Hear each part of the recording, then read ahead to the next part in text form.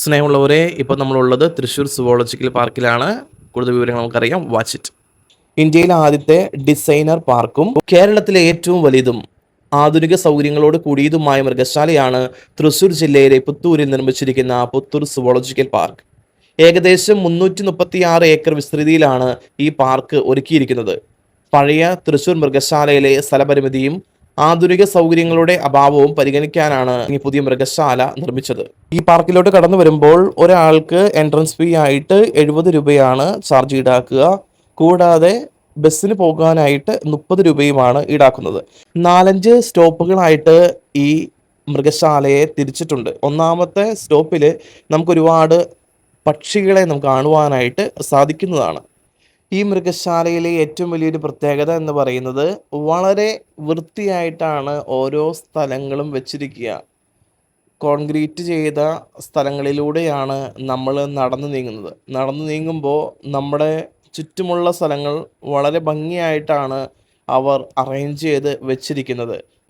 ഓരോ സ്ഥലങ്ങളിൽ ചെല്ലുമ്പോൾ അതാത് മൃഗങ്ങളെ പറ്റി ഒരു ചെറിയൊരു ഡീറ്റെയിൽസ് എഴുതിയ ഒരു ബോർഡ് നമുക്ക് കാണുവാനായിട്ട് സാധിക്കും. ഇതാണ് പുള്ളിമാനെ നമുക്ക് കാണുവാനായിട്ട് സാധിക്കുന്നത്.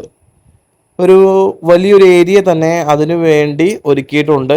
നല്ല വൃത്തിയുള്ള വഴിയിലൂടെയാണ് നമ്മൾ നടന്ന് നീങ്ങുക. അതപ്പുറത്താണ് ആ റോഡ്. ആ റോട്ടിൽ കൂടെയാണ് ബസ്, അതായത് KSRTC ബസ് കൊണ്ടുപോകുക. അല്ലാത്തവർക്ക് നടന്ന് പോകാനുള്ള വഴിയാണ്. നടന്നു പോകുന്നവർക്ക് വഴി തെറ്റാതിരിക്കുവാനായിട്ട് ഇതുവഴി എന്ന് പറഞ്ഞ് ബോർഡുകൾ പല സ്ഥലങ്ങളിലും സ്ഥാപിച്ചിട്ടുണ്ട്. അതുകൊണ്ട് നടന്നു പോകുമ്പോൾ നമുക്ക് നേർവഴിയിലൂടെ എല്ലാം കണ്ട് നടക്കുവാനായിട്ട് സാധിക്കുന്നതാണ്. വളരെ മനോഹരമായിട്ടുള്ള അറേഞ്ച്മെൻറ്റ്സ് ആണ് ഓരോ സ്ഥലത്തും ചെയ്തു വച്ചിരിക്കുക. ഓരോ സ്റ്റോപ്പുകളിലും ചെറിയൊരു കഫയും അതുപോലെ തന്നെ ടോയ്ലറ്റ് സൗകര്യങ്ങളും എല്ലാം ഒരുക്കിയിട്ടുണ്ട്. ഇനി അടുത്തത് നമ്മൾ പുലിയെയും കടുവയും കാണുവാനായിട്ട് പോകുകയാണ്. ഇവിടെ തിങ്കളാഴ്ച മാത്രമേ അവധി ദിവസമായിട്ടുള്ളൂ. ബാക്കി എല്ലാ ദിവസവും രാവിലെ 9 മണി മുതൽ വൈകുന്നേരം 5 മണി വരെ ഇത് ഓപ്പണാണ്. ഏകദേശം 10 വർഷം കഴിഞ്ഞാൽ ഇവിടെ വെച്ചിരിക്കുന്ന മരങ്ങളൊക്കെ വലുതാകും. അപ്പം നല്ല ഒരു തണല് നമുക്ക് ലഭിക്കും.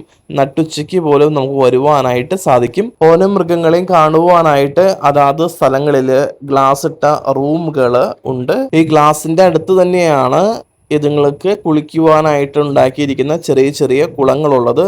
തീർച്ചയായിട്ടും അതുങ്ങൾ അടുത്തേക്ക് നമ്മുടെ തൊട്ടടുത്ത് വന്ന് നിൽക്കുന്നതായിട്ട് നമുക്ക് കാണുവാനായിട്ട് സാധിക്കും. ഏകദേശം അവർ പറഞ്ഞത് 8 കടുവകളുണ്ട് എന്നാണ് പറഞ്ഞത്. 2 എണ്ണം മാത്രമേ പുറത്തുണ്ടാവുകയുള്ളൂ. ബാക്കി 6 എണ്ണം ഉള്ളിൽ തന്നെയായിരിക്കും. പല പല ഷിഫ്റ്റുകൾ അനുസരിച്ചാണ് ഇതുങ്ങളെ പുറത്തിറക്കുന്നത് എന്നാണ് അവർ പറഞ്ഞത്. നടന്നു പോകുന്ന വഴികളിൽ വേസ്റ്റ് ഇടാനുള്ള സൗകര്യങ്ങൾ ഒരുക്കിയിട്ടുണ്ട്. അതുപോലെ തന്നെ ഓരോ പക്ഷികളുടെയും അടുത്ത് ഓരോ ബോർഡുകൾ വെച്ചിട്ടുണ്ട്, അതിൻ്റെ ഡീറ്റെയിൽസ് പറഞ്ഞിട്ട്. ഒരു വിശാലമായ ഏരിയ തന്നെ യമൂനും റിയയ്ക്കും കൊടുത്തിട്ടുണ്ട്.